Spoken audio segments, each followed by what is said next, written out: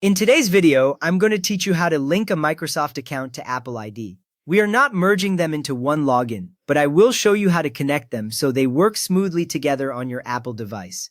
Now, if you want to use your Microsoft email as your Apple account, start on your iPhone or iPad. Open the Settings app. You should see the gray gear icon, and once it opens, you will be on the main settings list. From there, tap your name at the very top of the screen.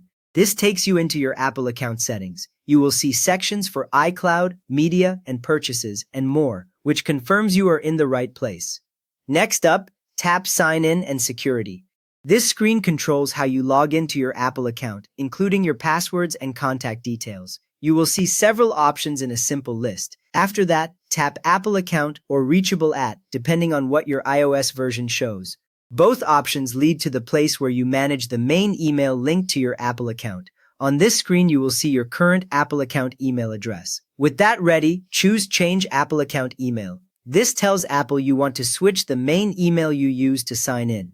A text field appears where you can type a new email address. Now enter your Microsoft email address, for example one that ends with Outlook.com, Hotmail.com, or Live.com. Double-check spelling here, since even a small typo creates a new account instead of updating the right one. Then verify and follow the prompt that appears on screen. Apple usually sends a code to that Microsoft address, and once you enter the code, your Apple account email changes immediately. If you want to add your Microsoft account to Apple Mail, open Settings again. You are back on the main list with all the apps and options on your device. From here, tap Apps, then Mail. This area lets you control how the built-in Mail app behaves. You will see options for privacy, notifications, and accounts. Next, tap Mail Accounts, then Add Account. A list of common email providers appears. This is where you tell Apple Mail which mailbox you want to use. Now tap Outlook.com or choose Exchange if this is a work or school account. The sign-in page that appears comes directly from Microsoft, which helps protect your password.